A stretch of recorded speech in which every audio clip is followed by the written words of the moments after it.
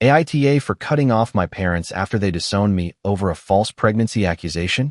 I am 26 years old, and I work in digital marketing for a mid-sized company. Honestly, I need to tell this story because what happened to me about a year and a half ago still has me processing a ton of things. Basically, my best friend since middle school has a sister, Kara, who has always had mental health challenges. You know, the type who has been in and out of therapy for as long as I can remember. One day, she decided to tell everyone that I had gotten her pregnant. And when I say everyone, I mean everyone, including my own parents, who believed her instead of me, their own son, and completely disowned me. That is how insane this all got. The truth is, even now that I have irrefutable proof of my innocence, things are still a mess. I guess I should start from the beginning to make this all make sense. Tyler has been my best friend since we were about 13. We met in middle school and essentially grew up together. The kind of friendship where you know each other so well you don't even need to speak to know what the other is thinking, you know what I mean? His family was always a bit complicated.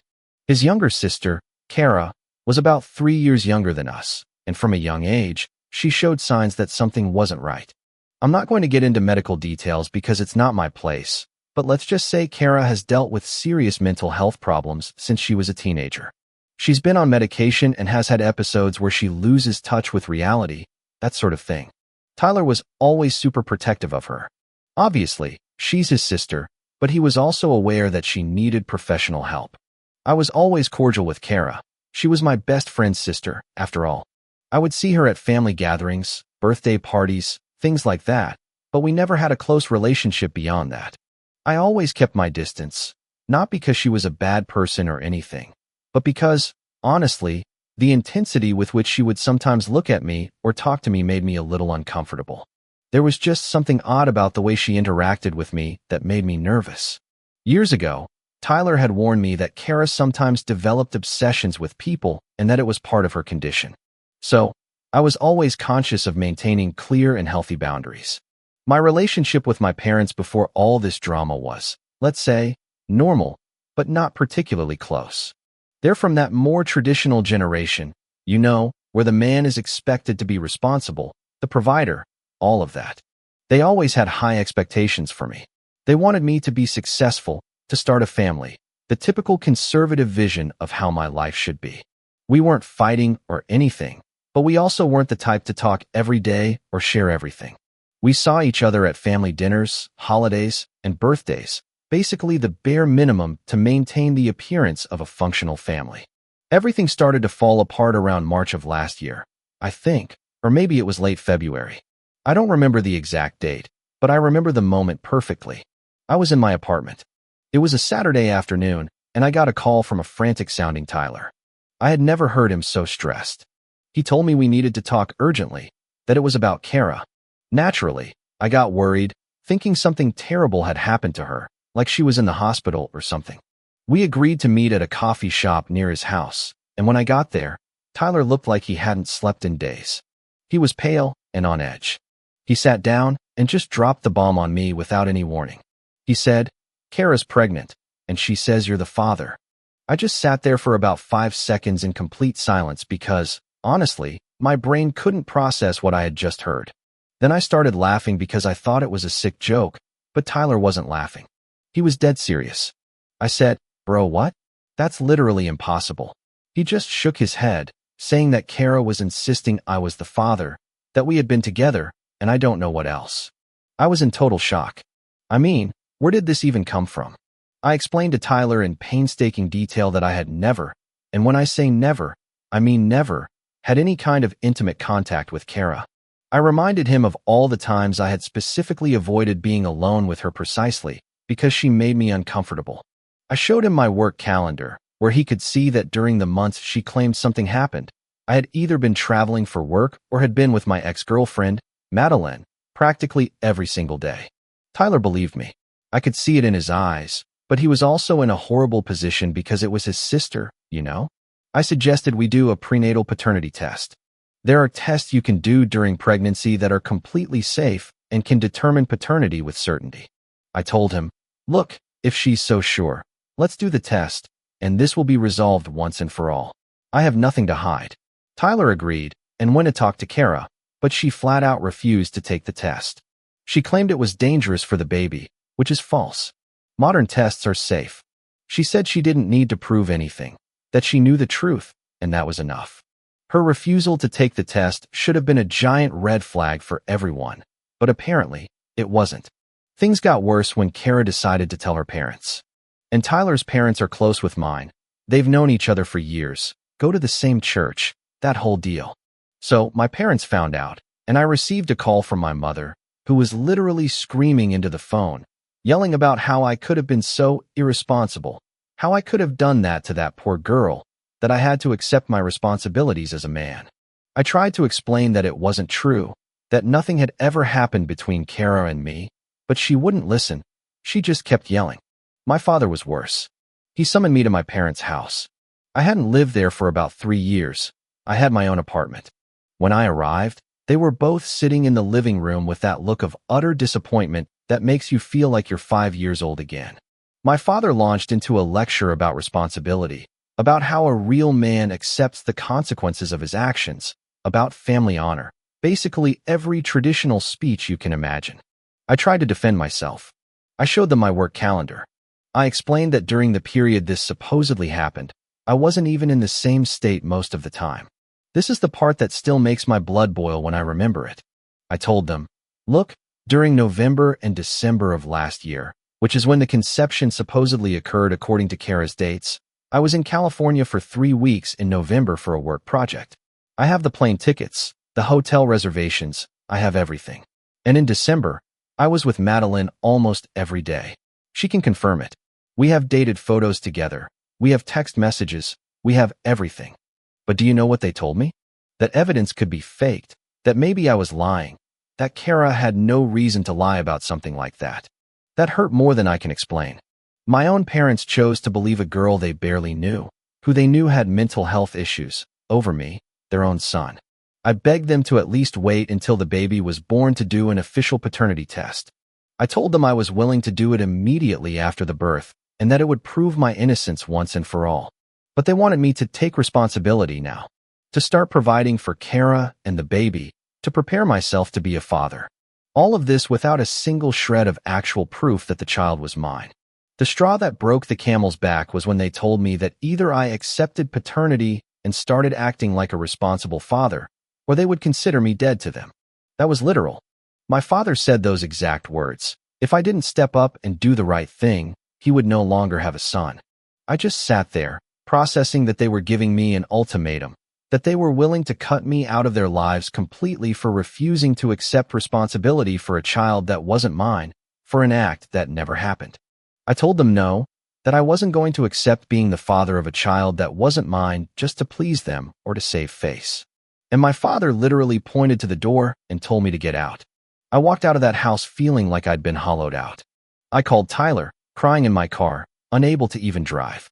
He was devastated too because he knew this was all his sister's fault, but couldn't do anything about it. He told me he had tried to talk to Kara, had begged her to tell the truth, but she was sticking to her story. She had even started inventing details about supposed encounters we'd had, places we'd supposedly been together, things that had literally never happened. The next few months were an absolute nightmare. My parents weren't speaking to me. They had blocked my number. When I tried to go see them, they wouldn't open the door. Tyler's family was divided. Some believed me, and others thought I was lying. The church community my parents belonged to started whispering about me, the typical small-town gossip where everyone knows everyone's business.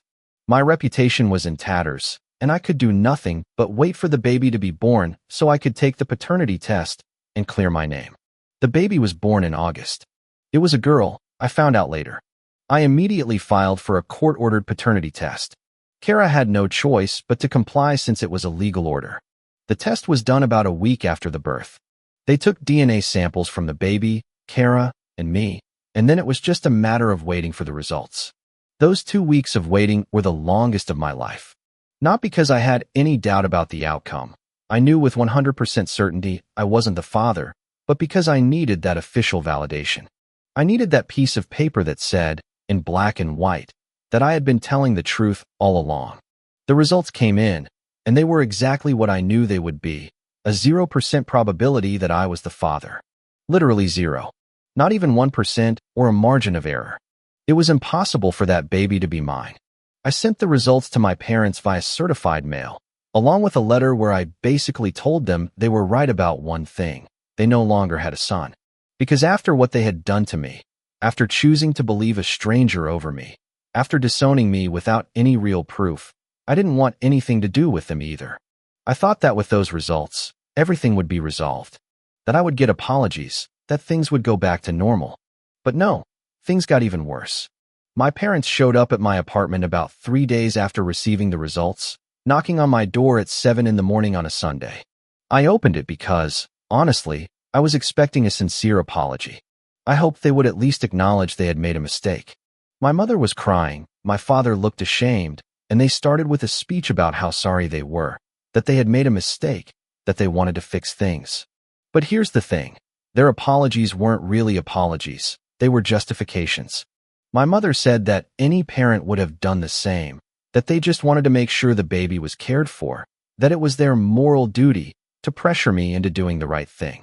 My father said that although they were wrong in this specific case, their intentions were good, and I should understand they acted out of love. Not once did they say, "We were wrong. We failed you. We destroyed our relationship by believing someone else instead of trusting you. Forgive us." On top of that, they brought a check. They thought they could buy my forgiveness with money. It was for a considerable amount, like $10,000 or something, and they offered it to me, saying it was to help me recover from all the stress I'd been through, to compensate for the damage. I looked at that check and felt so much rage that my hands were literally shaking. I told them they could keep their money, that they couldn't buy my forgiveness, that what they had done couldn't be fixed with a check and a half-hearted apology. I explained that they had abandoned me at the worst possible time, that when I needed them most, they had turned their backs on me without even really listening, that they had destroyed years of our relationship in a matter of weeks by believing someone else. My father tried to interrupt, but I kept talking. I told him his ultimatum had worked, that he no longer had a son, because I didn't want anything to do with them after this. My mother started crying harder, saying I was being cruel, that they were my parents and I had to forgive them. But I was done. I kicked them out of my apartment and told them not to come back, not to call me, not to look for me. Just as they had said, we were done with each other. I closed the door and just stood there in my living room, feeling a strange mix of relief and sadness. On one hand, a weight had been lifted by telling them everything I felt, but on the other, I had just cut off my parents, probably for good. I thought that would be the end of it, that I could finally move on with my life, rebuild my reputation, and recover from the trauma. But Kara wasn't done ruining my life yet. About 2 weeks later, I started getting messages from people asking about the paternity test results, saying they'd heard rumors that I had faked them, that I had paid off the lab to say I wasn't the father. Kara was spreading these rumors everywhere, telling anyone who would listen that I was the father but had manipulated the test. This is where it all got truly insane. My parents, instead of defending the truth, instead of telling people that the official court test had proven my innocence, started their own public relations campaign. They began contacting my friends, my acquaintances, my coworkers, basically anyone they knew from my social circle, telling them their version of the story, where they were the victims and I was the cruel son who had unjustly rejected them. I found out because an old high school friend, Evan, called me one day and said, "Dude, your parents messaged me on Facebook and wrote like 3 pages about how you treated them horribly, how you won't forgive them, how you're an ungrateful son. I need you to know I didn't believe them, but I thought you should know they're doing this." I thanked Evan for the heads up and started looking into it. I checked my social media, and sure enough, my parents had been contacting practically everyone on my friends list. But the final straw was when my parents called my job. They spoke with my boss, expressing concerns about my mental state, saying I was going through a crisis, that I had abandoned my family, and that they were worried for my well-being. My boss called me into his office, obviously confused because I had always been a model employee and had never shown any signs of trouble. He asked me what was going on. I had to sit there and explain the entire situation from beginning to end, show him the paternity test results, and explain that my parents had disowned me for refusing to accept responsibility for a child that wasn't mine. My boss was incredibly understanding. He believed me completely and told my parents not to contact my workplace again, that if they had personal issues with me, they needed to resolve them outside of my professional environment. But the damage was done. Now my coworkers knew there was family drama. Some looked at me funny, others asked if I was okay. It was awkward and humiliating to have to explain over and over again. No, I didn't abandon a child. No, I didn't fake a test. Yes, my parents are harassing me. That's when I decided I needed to take legal action. I contacted a lawyer, Caleb, who specialized in family law and harassment, and explained the whole situation. Caleb told me I had a solid case for a restraining order, that my parents' behavior constituted harassment and was affecting my professional and personal life. We filed the request for a restraining order with all the documentation, the messages they had sent my friends, the records of the calls to my job, everything. The judge approved the restraining order almost immediately, which told me a lot about how obvious it was that my parents had crossed the line. The order specified that they could not contact me directly or indirectly, could not come near my apartment or my workplace, that they basically had to stay completely away from me. They were served with the order, and I thought that finally, I would have peace. But no, turns out, it still wasn't over. About a week after they were served with the restraining order, I left work and saw my car. Someone had keyed the word liar across the entire driver's side door. I have no proof it was my parents. There were no cameras in that parking lot, but the timing was too convenient to be a coincidence. I filed a police report and showed them the restraining order, but without proof, they couldn't do anything. Then came the most absurd part of all of this. About 2 months after the restraining order, I received a notification that my parents were suing me. Yes, you read that right. They were suing me. The lawsuit was for emotional distress. They claimed I had caused them psychological suffering by rejecting their forgiveness and by getting a restraining order against them. Caleb almost laughed when he saw the lawsuit. He told me it was one of the most ridiculous things he'd ever seen in his career, that they had no legal basis, but we still had to respond and show up in court. The legal process was long and exhausting. I had to relive the entire story again, present all the evidence, the paternity test results, the harassing messages, everything. My parents hired a lawyer who basically argued that they had only acted as concerned parents, that I was being cruel by not forgiving them, and that they deserved compensation for the pain I had caused them. It was surreal listening to their lawyer paint me as the villain in this story when they were the ones who had disowned me without any real proof. The court ruled in my favor, obviously. The judge essentially said the lawsuit had no merit, that I had every right to set boundaries with my parents after what had happened, and that the restraining order was justified given the documented pattern of harassment. On top of that, the judge ordered my parents to pay my legal fees, which were already in the several thousands of dollars at that point. Caleb told me it was a complete victory, that he rarely saw a judge be so direct in their ruling. But for me, it didn't feel like a victory. It felt like another exhausting battle in a war I never asked to fight. I was emotionally drained. I had spent months of my life dealing with this. I had lost my parents. My reputation was damaged. I had to spend money on lawyers, even though I was eventually reimbursed. And all for what? Because of the delusional fantasy of a girl with mental health issues that no one had questioned enough before everything exploded. Tyler and I are still friends, though our friendship has never been the same. How could it be? His sister had destroyed my life and my family, and even though it wasn't his fault, there was always this awkward tension between us. The friendship eventually just faded. We see each other occasionally, send messages now and then, but we're no longer the inseparable best friends we used to be. It's sad, but it's the reality. About 3 months ago, I got a message from my cousin, Lena, who told me my parents are planning a big family reunion. They're inviting the entire extended family, and apparently, the whole purpose of the gathering is to force a reconciliation with me. Lena said my parents had asked her and other relatives to convince me to go, that they're saying enough time has passed, that we need to heal as a family. All that rhetoric. I replied to Lena with a long email where I made all my boundaries crystal clear.